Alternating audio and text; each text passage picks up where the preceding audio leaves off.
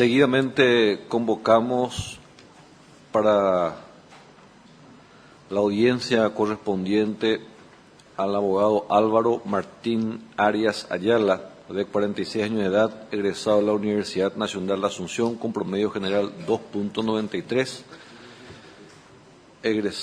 Cargos ocupados en el Poder Judicial, la titular fue el Tribunal de Apelación lo Civil y Comercial, oficial de Secretaría de Juez de Primera Instancia de lo Criminal, secretario de Defensoría de los Pobres, actualmente abogado independiente.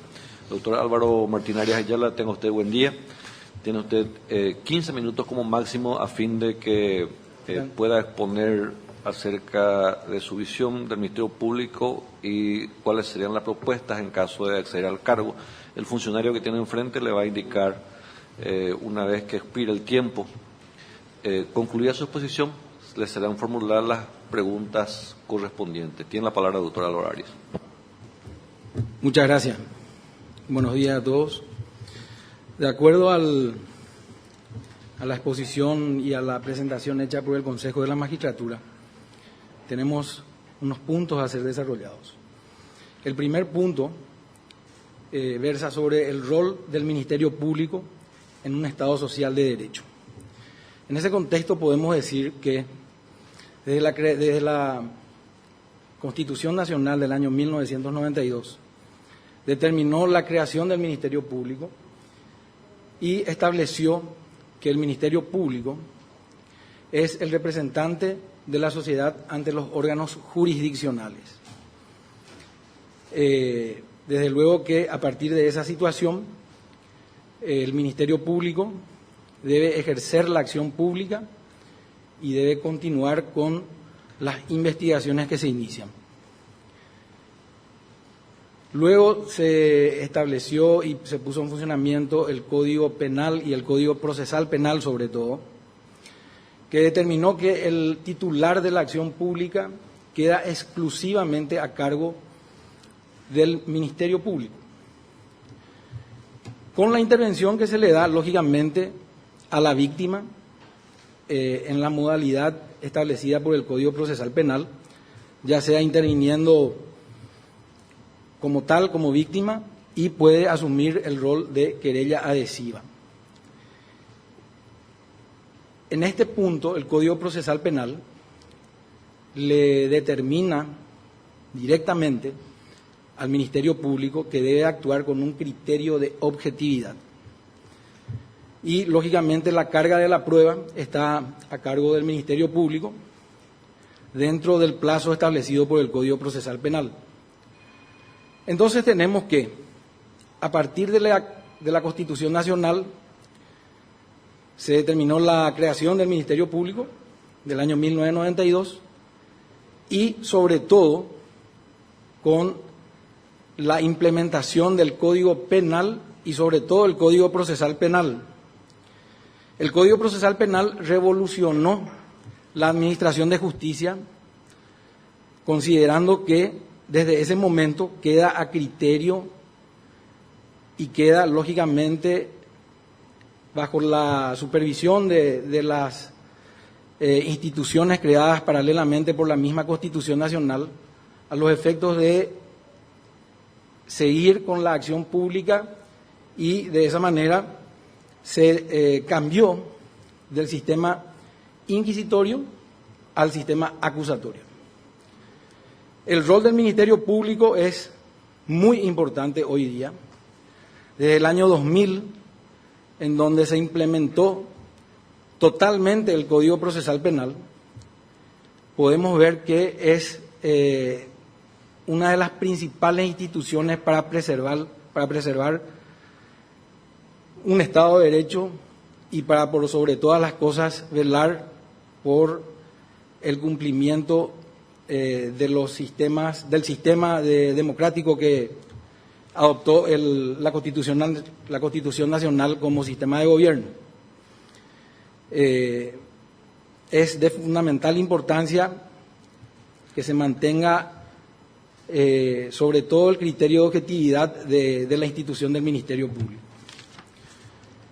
Con respecto al punto de su percepción acerca del funcionamiento actual del Ministerio Público,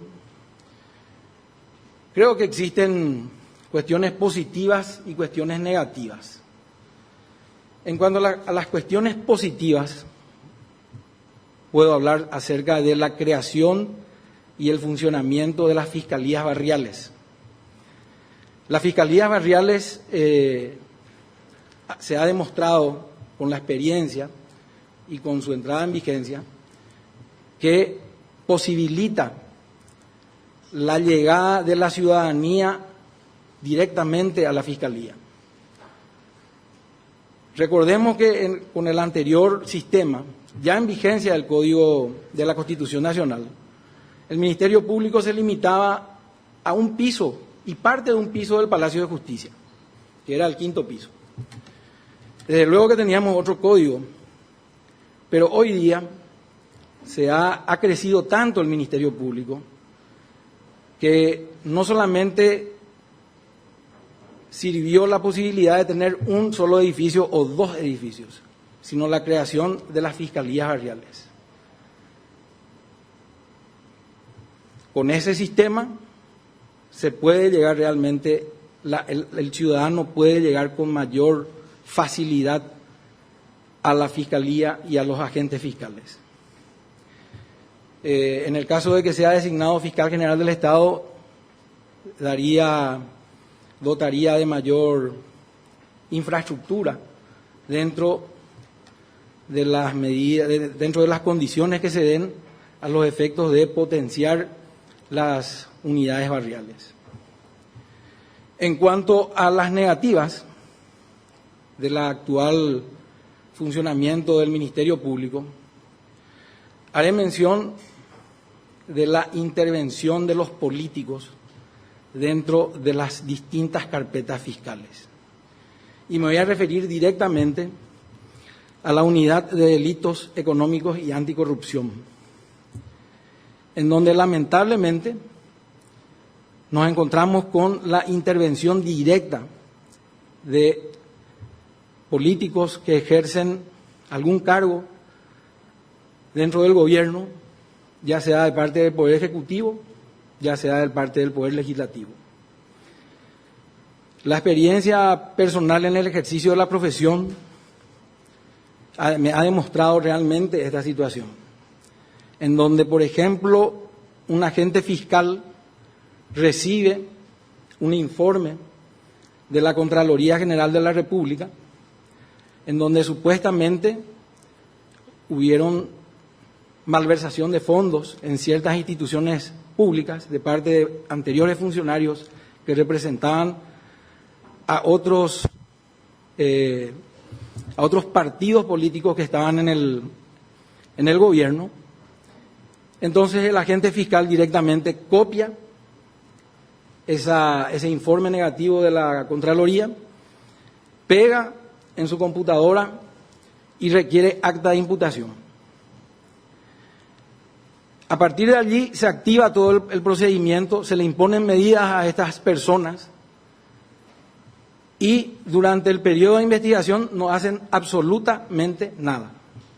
Directamente, nuevamente, en la fecha que debe presentar su requerimiento conclusivo, copia nuevamente el acta de imputación, ponen uno o 2 párrafos y presenta acusación. Entonces, con una acusación de la Fiscalía de Delitos Económicos en contra de 1 o 2 ciudadanos, el juez penal de garantías directamente eleva a juicio oral.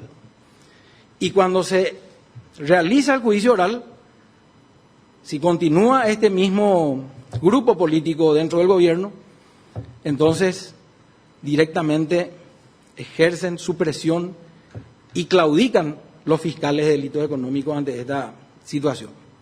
Entonces, con esa crítica constructiva, no es fácil, ¿verdad?, pero intentaré erradicar la presión de los políticos sobre esta unidad sobre todo, porque en otras unidades últimamente también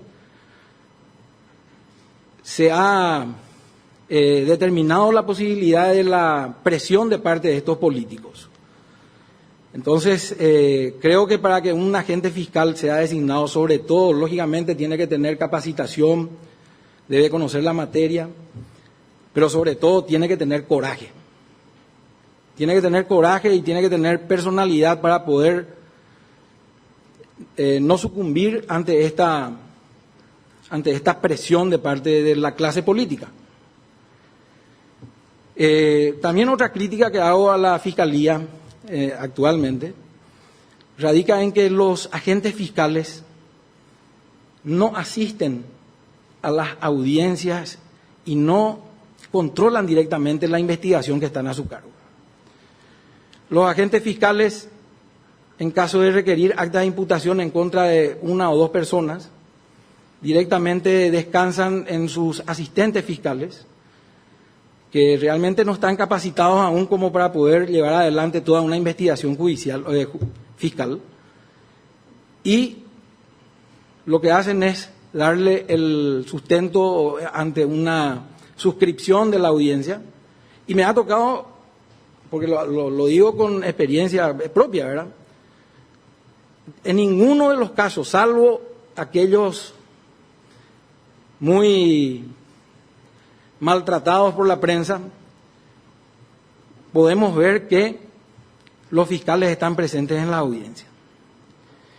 Y esa situación se repite en los juzgados penales de garantías, en donde cuando un fiscal presenta una acusación o un sobreseimiento definitivo, provisional, o llega a un acuerdo con la persona imputada y la víctima está de acuerdo, entonces el fiscal solamente cuando hay acusación de por medio está presente en la audiencia preliminar.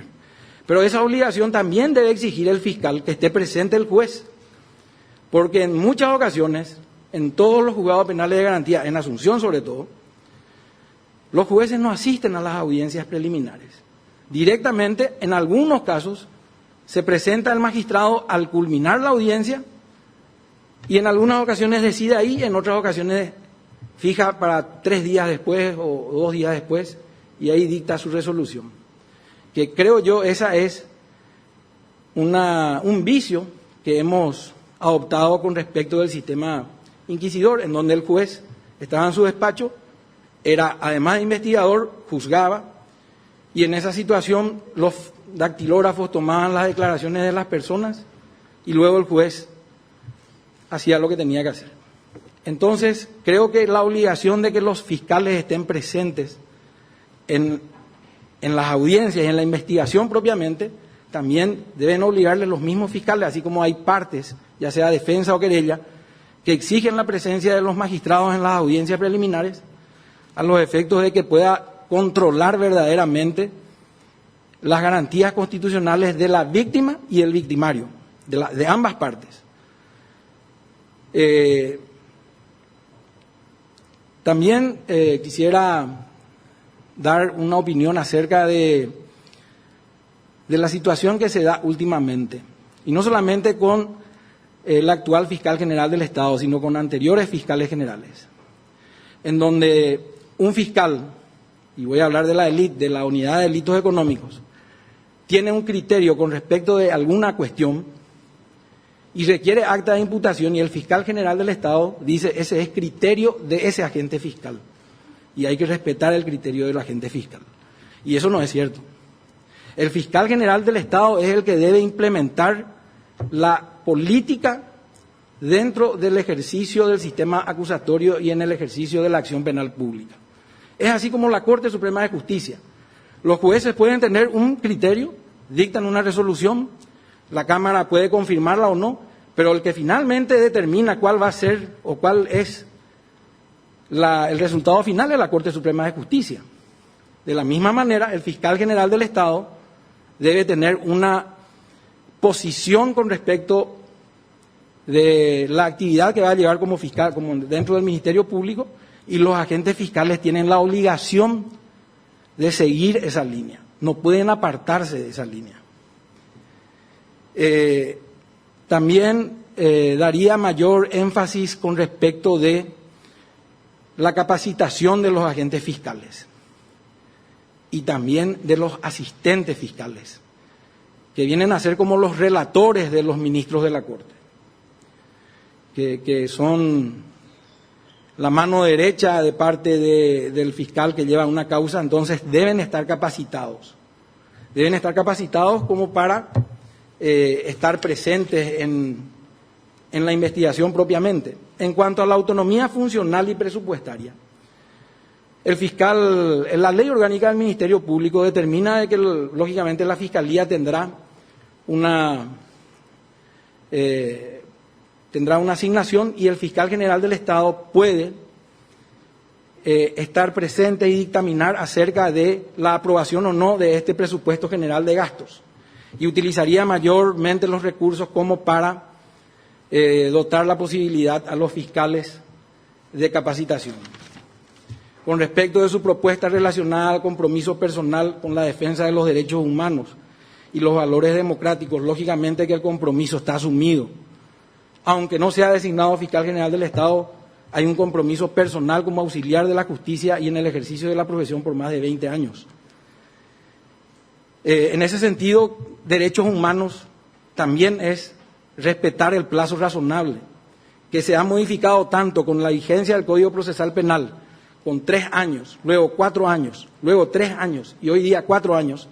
Entonces hay vamos a decir, una duda razonable de parte de todos los magistrados, fiscales y todos los que actuamos dentro de la Administración de Justicia. Debe darse un punto final en ese sentido. Y un tema muy importante que voy a tocar es que trabajaré para que el agente fiscal que reciba una denuncia tenga que decidir en un plazo razonable, que podría ser 6 meses, acerca de la imputación o la desestimación. No puede ser que los fiscales tengan una causa por más de 6, 7, 8, 10 años y que esta persona que está denunciada no puede desenvolverse dentro de la sociedad ni en un club social. ¿Por qué? Porque está denunciado e investigado por la Fiscalía.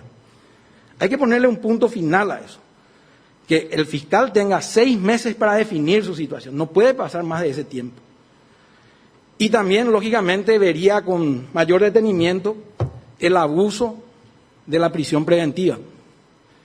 Esta ley, en donde le impide a los jueces otorgar medidas sustitutivas a personas que están imputadas por crímenes, si hay peligro de fuga y hay obstrucción de la investigación y el caso es grave, obviamente que tiene que haber prisión preventiva. Y si hay flagrancia sobre todo, y si la expectativa de pena es muy importante, y si hay peligro de fuga. Pero por el simple hecho que un fiscal sospeche mínimamente por una persona, ya esta persona, al ser imputado, no puede ser beneficiado con esas medidas. Brevemente, señor presidente, esto es lo que puedo poner acerca de los puntos que me han pasado. Muchas gracias. Gracias a usted, doctor Álvaro Arias. Los señores miembros del Tribunal de Honor que deseen formular consultas al postulante. Tiene la palabra el doctor Rodolfo Gil Paleari. Doctor Arias, usted en su exposición dijo que el rol del Ministerio Público es actuar con objetividad. Reconozco que me dejó un poco confundido y le ruego tenga la gentileza de aclararme. El Ministerio Público es parte en los juicios. ¿Hasta dónde puede ser objetivo? Si por favor puede aclararme ese aspecto de la cuestión. Muchas gracias, doctor. Sí, por supuesto. El Código Procesal Penal, al determinar el funcionamiento del Ministerio Público, en uno de sus artículos establece que el fiscal debe actuar con un criterio de objetividad. Es cierto, el fiscal es contraparte de la defensa y es coparte de la querella adhesiva, si lo hubiere, y representa a la víctima. Pero el criterio de objetividad debe darse cuando verdaderamente existen motivos razonables como para poder de repente plantear algún requerimiento que le exculpa a esta persona que está investigada. O y viceversa, imponerle una acusación a una persona sobre sobre evidencias razonables, porque no olvidemos, doctor, que el fiscal debe recolectar las pruebas de cargo, pero también de descargo. Y recolectar las pruebas de descargo es una tarea muy difícil para el fiscal porque él es naturalmente el acusador, pero siendo imparcial desde el punto de vista del criterio de la objetividad, debe también poner a consideración del magistrado, si es que va a juicio oral, esas pruebas de descargo que merece esta persona dentro de un juicio justo, verdaderamente. Otra breve pregunta. Usted tiene una vasta experiencia en materia penal. ¿Qué opinión le merece nuestro código actual y si ya necesita en este momento algunas modificaciones que la hagan más eficaz y más accesible a este pueblo paraguayo? Creo que el Código Penal está muy bien diseñado y se han modificado oportunamente algunas cuestiones. El Código Procesal Penal debería de ser sometido a un análisis más exhaustivo, doctor. Y voy a referirme a la audiencia preliminar, la etapa intermedia, porque recordemos que un proceso penal tiene 3 etapas. La etapa de investigación, que se inicia con la imputación, que es lo que deseo que se le dé un plazo a este fiscal para que presente su imputación o no. La segunda etapa, que es la etapa intermedia, y la tercera etapa, que es la etapa de juicio oral y público. En la etapa intermedia llega la acusación, por utilizar un ejemplo, de una causa, y el juez, para fijar la audiencia preliminar, debe combatir primero contra las artimañas que utilizan los abogados. Segundo, disponibilidad de su calendario. Tercero, el magistrado en un 85% no está en la audiencia preliminar. Entonces me pregunto yo, ¿para qué sirve esa etapa intermedia?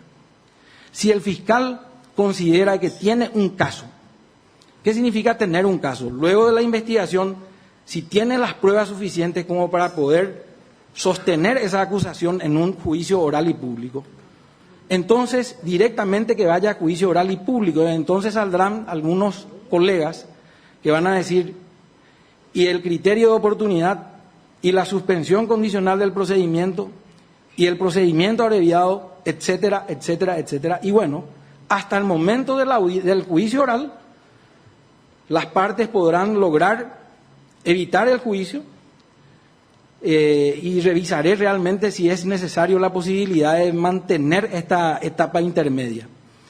En general, doctor, creo que el Código Penal y el Código Procesal Penal son herramientas que han servido muchísimo para nuestra sociedad y para que haya seguridad jurídica. Quizás habría que retocar, así como estoy diciendo, y ver la posibilidad de evitar esta laguna que nos deja la audiencia preliminar y de esa manera haya una justicia pronta, sobre todo pronta, para la víctima y para el victimario. Porque hay juicios que duran 10 o 12 años, se analizará caso por caso quién es el culpable de eso, pero sobre todo en la audiencia preliminar hay un periodo de tiempo importante en donde queda en la nada este caso. Muchas gracias, doctor. Gracias, doctor Gil Pagliari. Tiene la palabra el doctor Luis Fernando Sosa Centurión. Doctor, más que nada, más que pregunta, es una aclaración sobre 2 puntos que usted había expuesto. Al referirse al tema presupuestario, a la autonomía funcional administrativa, usted en un momento dijo, respecto al presupuesto, mayor participación en la aprobación. Si me puede aclarar un poco el... ¿Cómo no? La ley orgánica del Ministerio Público le da esa posibilidad al fiscal general del Estado en cuanto a la aprobación, entre comillas, de la parte que le toca al Ministerio Público.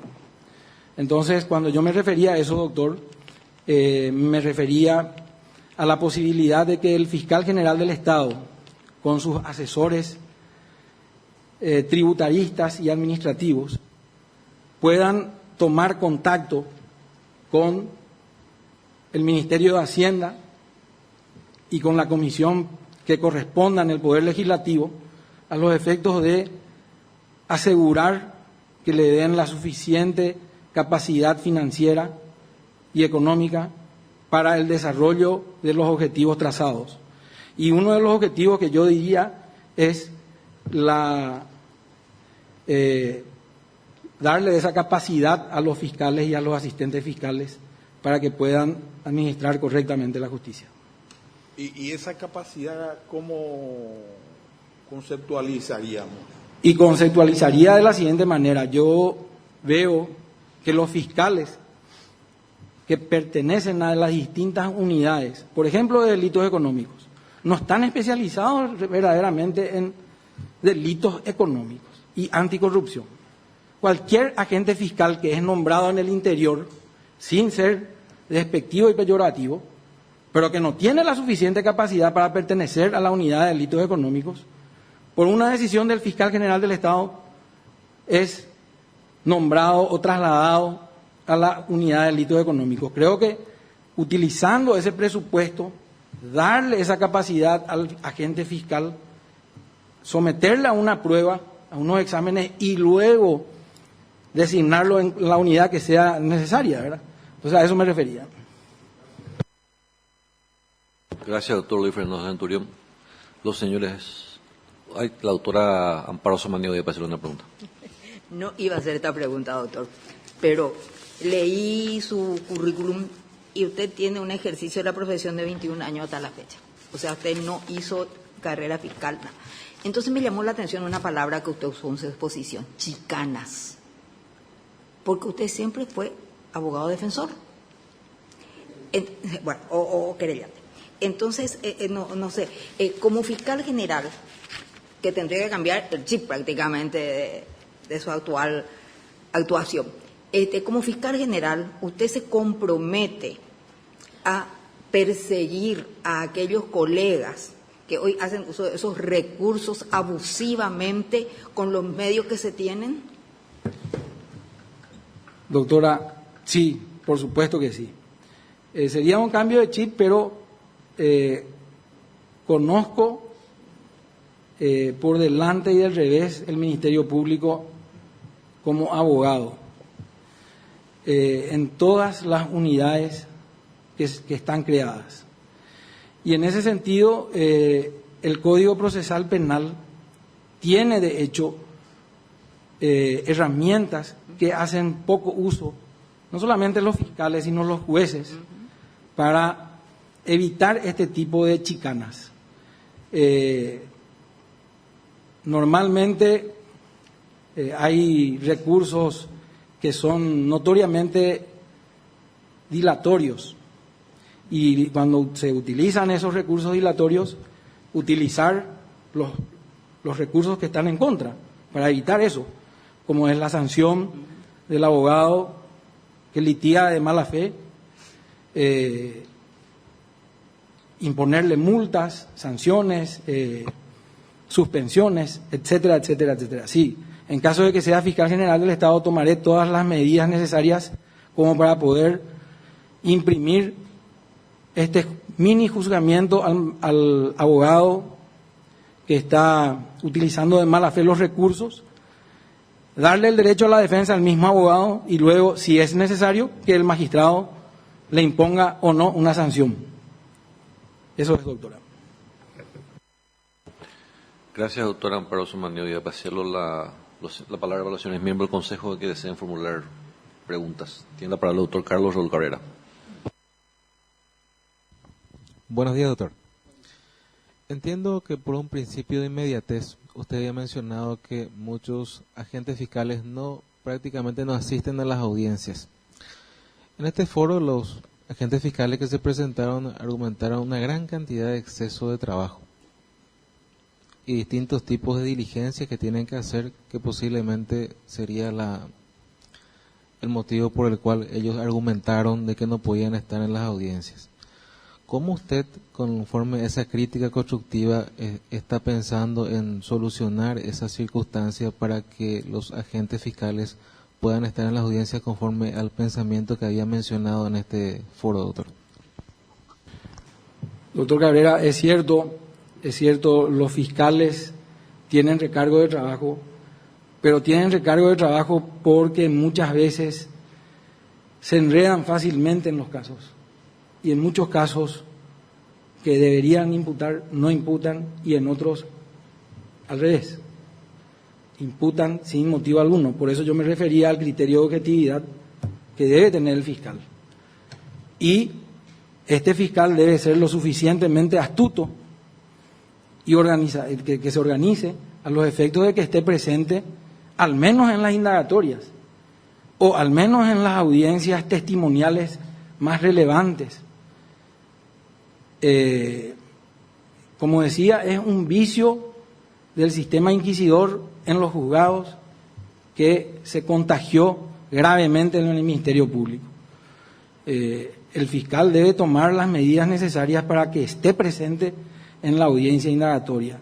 Imagínese que un fiscal le impute a una persona que ya tendrá su edad, 50 años para arriba, por lesión de confianza, producción de documentos no auténticos y asociación criminal.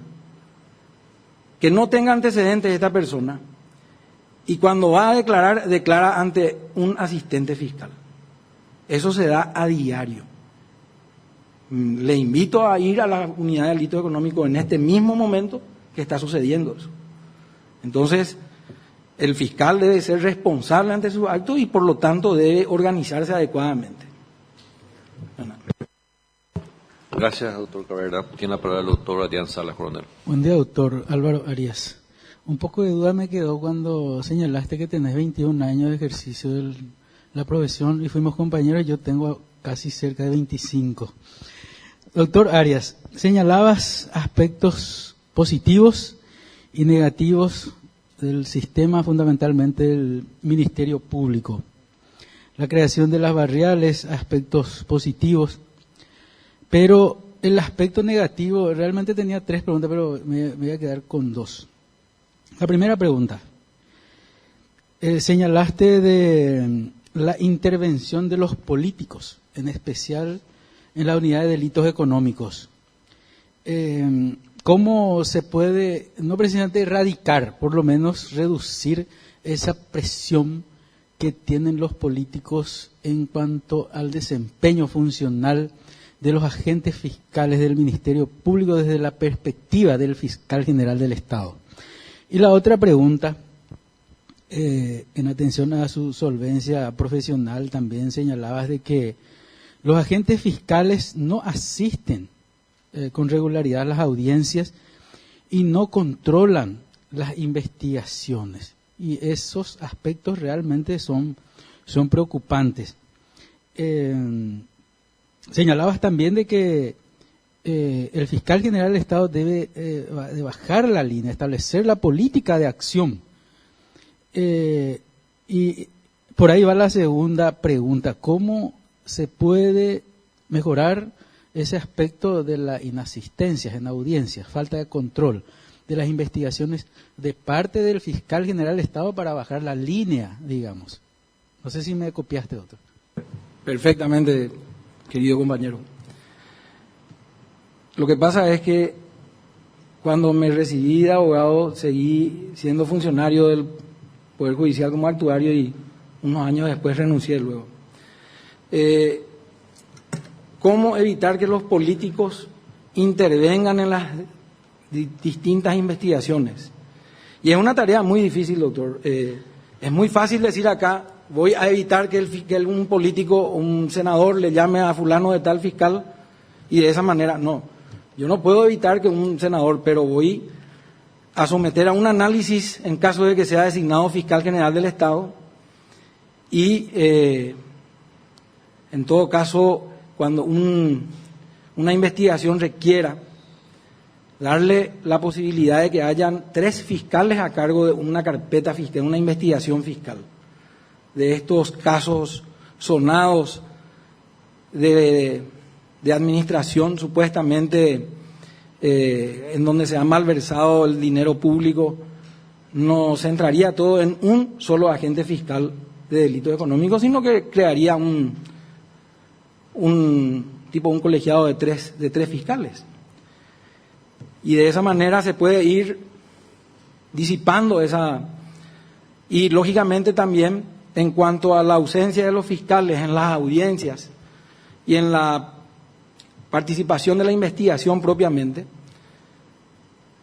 dotaría de mayor énfasis a las unidades de control que tienen los fiscales y también crearía una oficina de quejas y de denuncias, pero que verdaderamente funcione para los abogados, porque están de repente, normalmente los abogados defensores se quejan de estas situaciones, pero también están los abogados querellantes que presentan una querella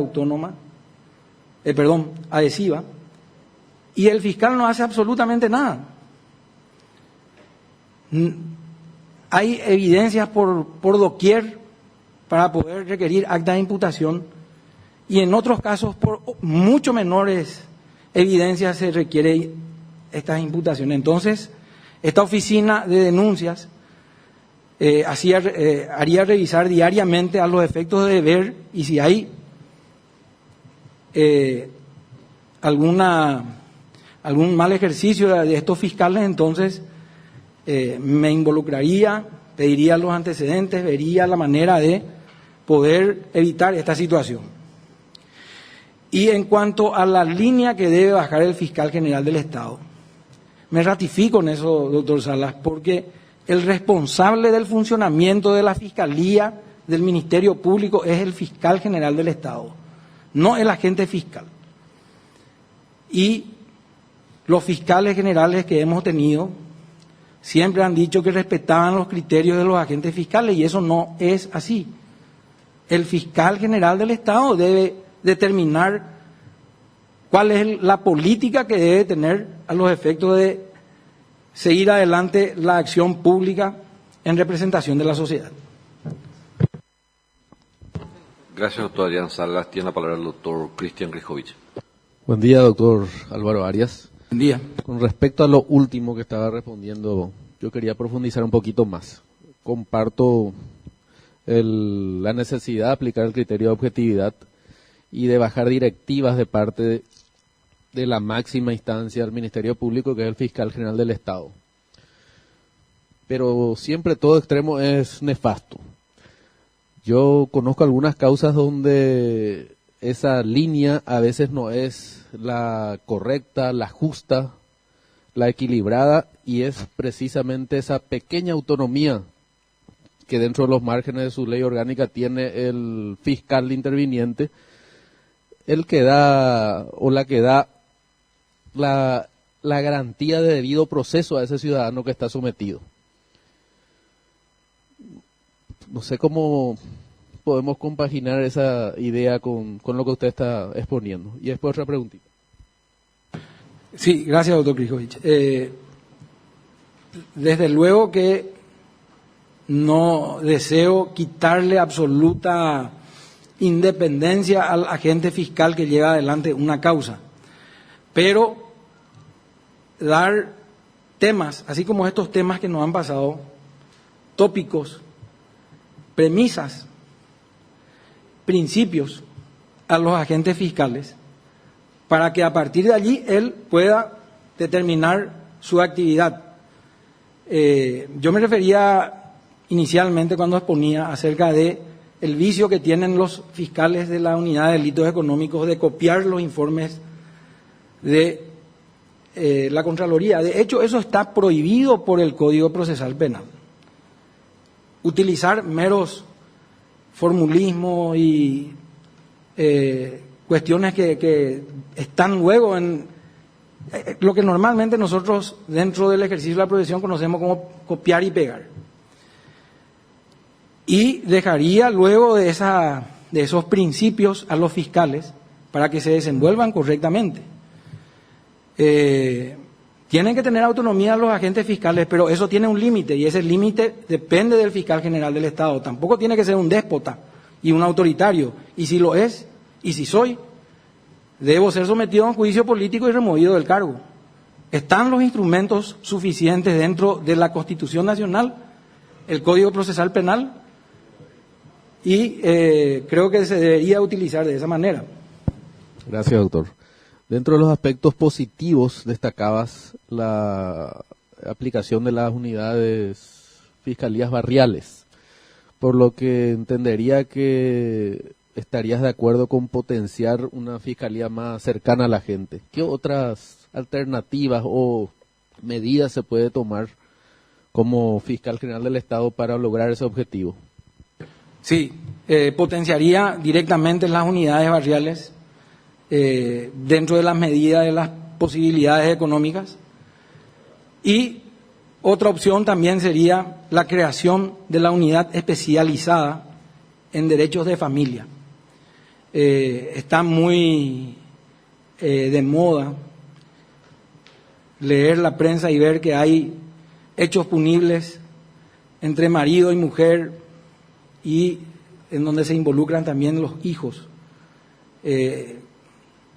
Sometería a una posibilidad de la creación de la unidad especializada contra delitos de familia, en donde también podemos ver el incumplimiento del deber alimentario y además aquellos delitos comunes que se dan dentro del seno familiar a los efectos de que fiscales especializados puedan administrar justicia en ese sentido. Gracias, doctor Cristian Grijovic. Tiene la palabra el doctor Claudio Baqueta. Buen día, doctor Álvaro Arias. Doctor Baqueta. Más que nada una opinión, teniendo en cuenta también su trayectoria en la profesión, ¿verdad? ¿Qué opinión tiene sobre la penalización de las causas civiles? Bueno, hay también una cantidad importante de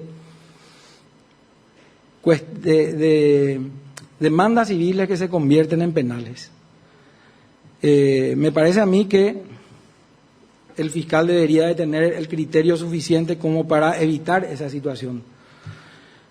Muchas veces los colegas, nosotros los abogados en el ejercicio de la profesión, encontramos mayor eficiencia al iniciar una causa penal a una persona cuando nuestros representados son víctimas, siendo que debe dirimirse esa situación en lo civil.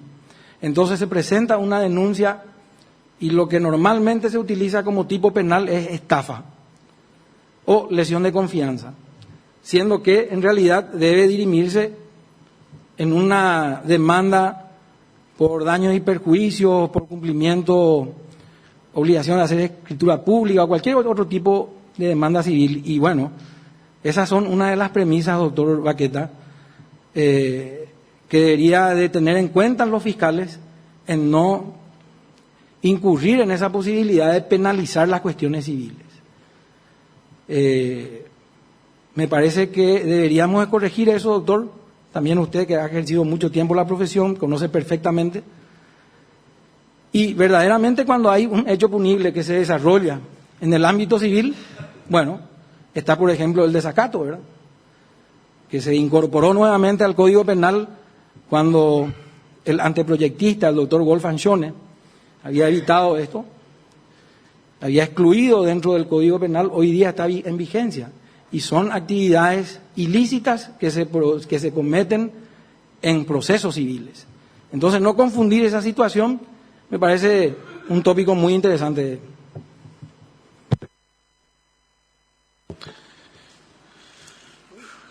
Gracias, doctor Baqueta. Una pregunta,